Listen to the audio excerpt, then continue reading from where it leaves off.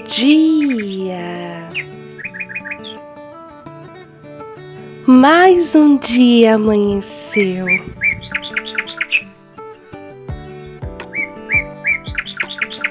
Então vamos agradecer?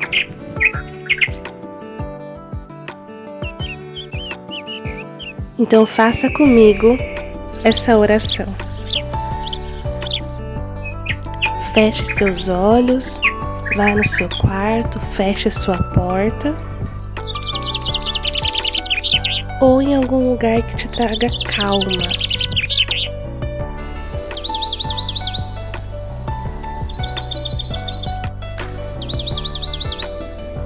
Eu agradeço pela minha vida. Eu agradeço por ter acordado. Eu agradeço pela minha família.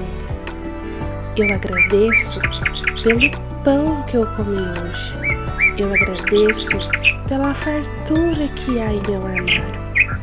Eu agradeço pelas roupas que eu visto. Eu agradeço pela minha família. Eu agradeço pela minha saúde. Eu agradeço pelos meus filhos. Eu agradeço pelas professoras que ensinam meus filhos.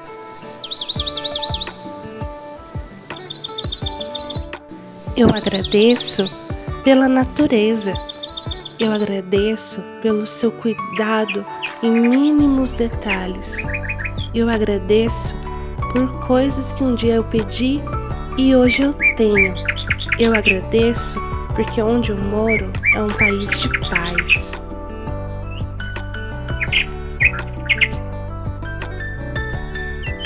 Eu agradeço por mais um ano que se inicia. Eu agradeço por cada livramento que o Senhor me deu, que às vezes eu nem sei o que aconteceu. Eu agradeço por o Senhor nunca ter deixado faltar nada em minha casa.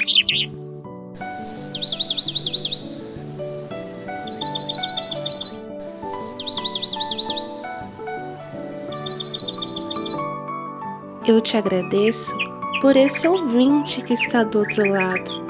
Eu te agradeço pela vida dele, ou a vida dela, que é uma vida muito importante. Eu te agradeço por tudo.